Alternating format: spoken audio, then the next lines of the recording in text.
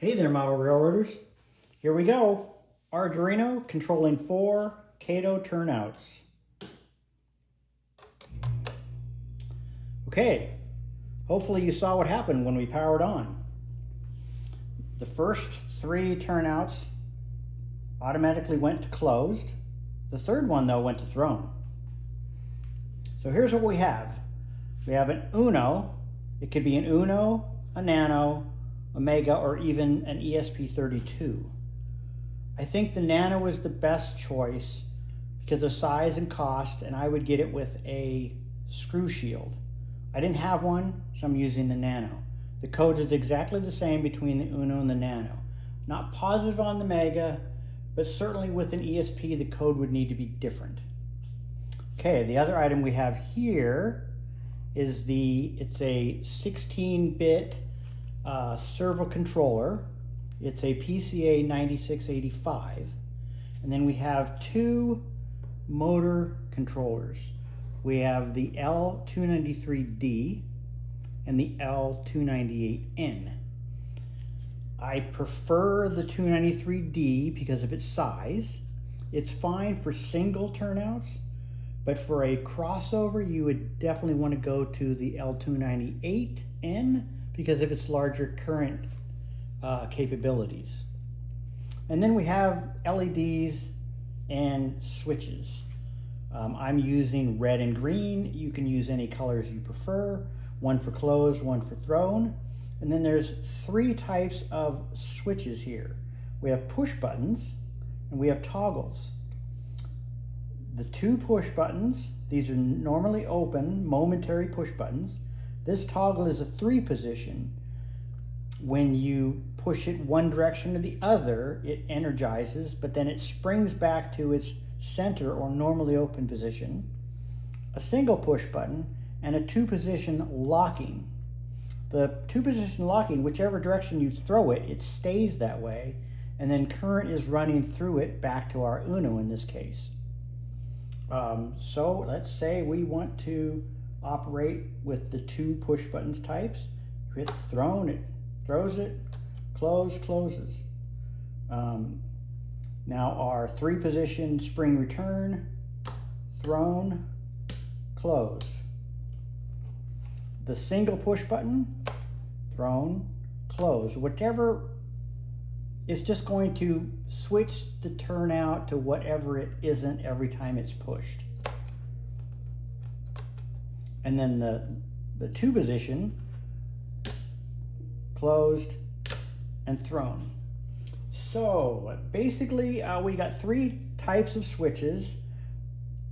These 2 are considered in the drawing this Arduino sketch type 2 switch. This is a type 1. This is a type 3. Either one of these operate the exact same. You either have 2 single or you have 1 3-position. Then obviously a single push button and a 2-position toggle. Advantages. I think the single push button is going to be the most advantageous. 1 button to wire. The other nice thing about any of these first 3, which are the normally open style, whether they're 2 push buttons, 3-position spring return toggle, or the single push button, if you want to control a turnout from more than one place on the layout, you can set up 2 of these on 2 places. Either place you're at when you operate whichever switch it is, depending on it'll operate the turnout no matter which one is being operated. So it does come in handy in that respect. The third, or this type 3 as I call it, the 2-position, it's nice in some ways. A couple things. Let's say you're operating your layout and you've toggled a bunch of switches to different positions and you want to turn it off and come back to it and have it come back on the same exact way you turned it off. Well, when you turn it on, if the switch is thrown, the turnout will throw as soon as the system powers up. If it's closed, the turnout will close. Unfortunately, you cannot use those in 2 different locations, so it does have its downsides.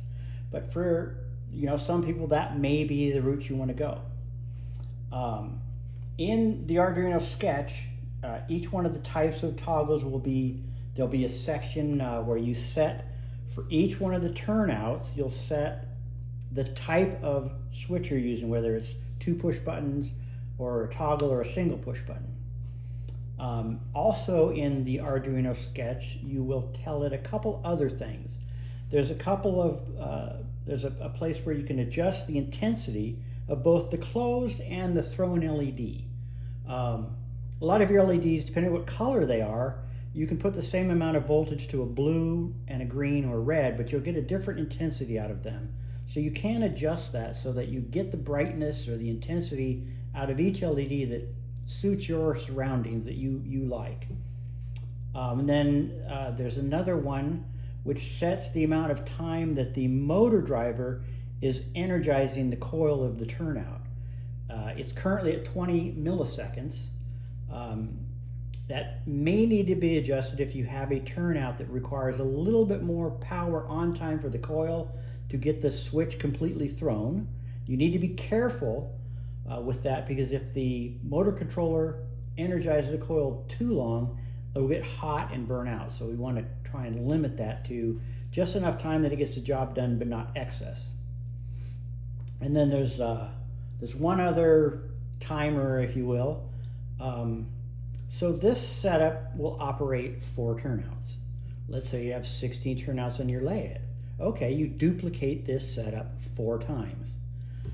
So when you power your layout on, what we don't want to have happen is, you notice when I powered it on, every single one of these 4 turnouts activates, even if it's not doing anything as far as it's already in the position it needs to be in. The coil gets energized anyways, which is good, because if somebody goes in and moves it by hand, so this switch is currently thrown. If I turn it off, move the switch by hand, turn it back on,